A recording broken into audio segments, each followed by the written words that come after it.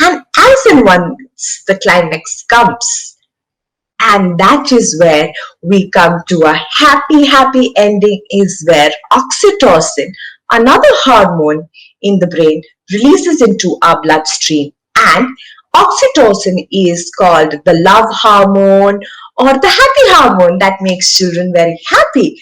And especially when we say in our stories, have a happy ending or they lived happily ever after, that is when you look at your child, if you very carefully observe it, you look at your children and they'll all be very smiling and they feel that they have overcome that obstacle, the same obstacle that the main character in the story was overcoming. Well, let me just take you through a conclusion of how storytelling affects our brain. The first step that goes through our brain is called as neurocoupling. Neurocoupling, as in when we narrate the story, we transport the children into a world of imagination.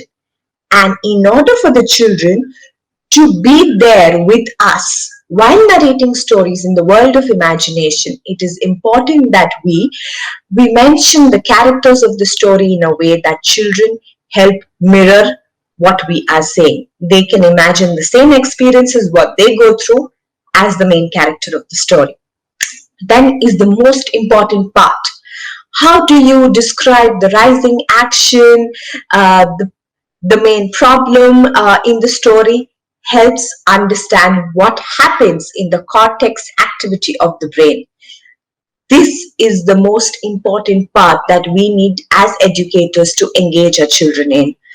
A well-told story can ensure that the entire brain, all the lobes of the brain, that is your frontal lobe, your temporal lobe, your parietal lobe, your auditory cortex, your sensory motor cortex, are all engaged at the same time.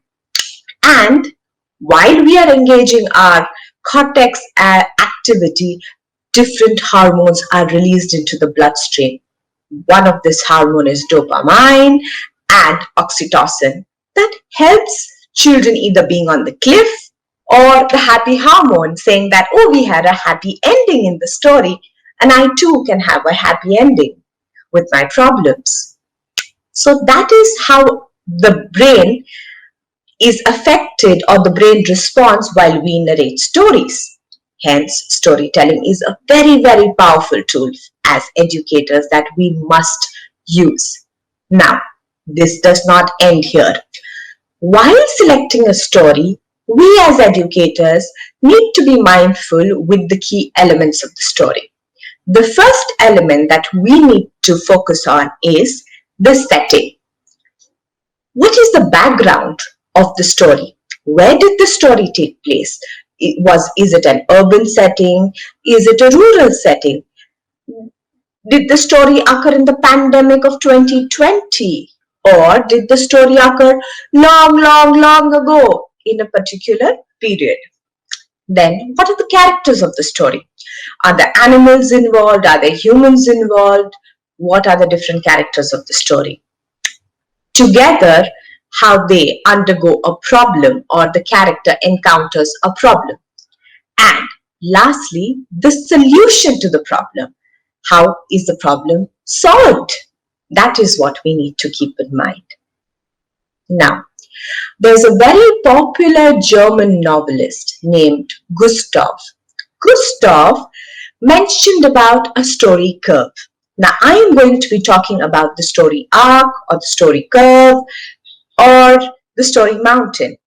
This is not what exactly Gustav has said, but this has been adopted from Gustav, and a lot of his followers over the years have tweaked it. And this is the one that I like the best. The first thing that you need to know in a story is exposition. Exposition tells you about the main character, the setting, and the period of the story. Then comes the inciting incident. What helps the story move forward? Then the rising action. What is the second incident that happens in the story? Then comes the problem, that is your crisis. The climax, that is the solution. and denouement. Denouement is one of the most important part of the story. Most of the stories that we do with young children, our toddlers and kindergartners, may or may not have many characters. We mostly stick to stories with about 2 to 3 characters or maximum 4 to 5 characters. But if we are using a story that has many characters, we need to ensure that we are coming to denouement. Denouement means that we closing all the threads of the story and there is no thread that is left open. Now, especially there are different versions in the story of Cinderella. Some versions of the Cinderella story end with the prince coming to Cinderella's house, firing up the wicked mother, the stepmother, and the stepsisters. In some stories, they don't mention what happens to the stepmother and the stepsisters. That is what denouement is. It is important for children to know what happens to all the characters of the story towards the end. And at the end is where the oxytocin is released. And at the crisis is where your dopamine is there because the children are eagerly waiting for the climax and they're engaged in the story completely. Well, now I am going to take you through one example of a story arc. Like I said, one of my favorite stories is the story of the Three Little Pigs. So, in the story of the Three Little Pigs, exposition is where the three little pigs say goodbye to their mama and they set out to a new journey outside home, full of adventure, and they leave their home. That is where the story begins. It begins at a farm and the pigs move out of the farm and close, in between the farm and the jungle. And the first event that happens over there, or the first inciting incident that happens, is the three little pigs set out and all of them choose different materials to build their own home. The rising action happens when pig 1 builds a home out of straw, pig 2 builds a home out of sticks, and pig 3 builds a home out of bricks. And the rising action happens when the big bad wolf comes to pig 1's home and says, huff and puff, and blows the straw house down. That is the first rising action. The second rising action happens when he goes to the second pig's house and he again blows, huffs and puffs, and blows the stick house down.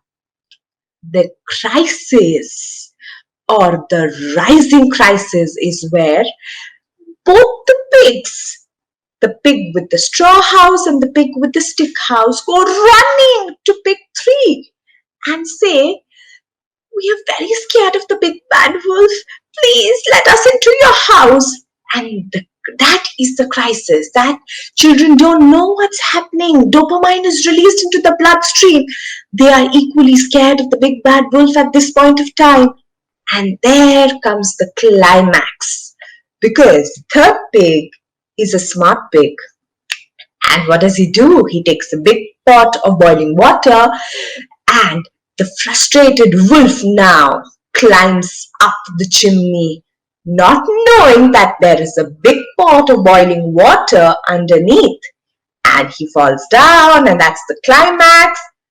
And the end is where all the 3 pigs dance and say, we're not scared of the big bad wolf, the big bad wolf, the big bad wolf. And that is where oxytocin is released into the bloodstream. And most children are happy by now. So you see, through storytelling, that is one of our powerful tools, the entire brain is completely engaged. Whether it is your temporal lobe, which is responsible for language, whether it is your auditory cortex that is responsible for differentiating, whether it is your motor cortex that is responsible for motor activities, your sensory cortex that is responsible for different sense, your visual cortex that is responsible for seeing colors and shapes. So my dear fellow friends, as educators, we need to remember that storytelling is a very powerful tool. It is just not limited to, the development of a child's different developmental areas like language and social skills or social development, emotional development. Storytelling is far more powerful than we think it is. It is responsible for connecting our head and our heart together. It is responsible for releasing all the hormones in our body, whether it is the dopamine, whether it is the cortisol, whether it is the oxytocin. And we need to ensure that through this power that is vested in us as educators, we need to ensure that storytelling becomes not only an effective tool, but the most powerful tool that we can use into our classrooms. So, lastly, I would like to conclude by saying that as educators, we have great power and great responsibilities to use storytelling effectively. So please ensure that your head, your brain, and your heart are in sync through storytelling. Thank you so much for your patient listening. We will see you soon with more Power Talks. Until then, I hope you are going to be utilizing these few little tips into your classrooms. We wish you all the best and we will see you soon again.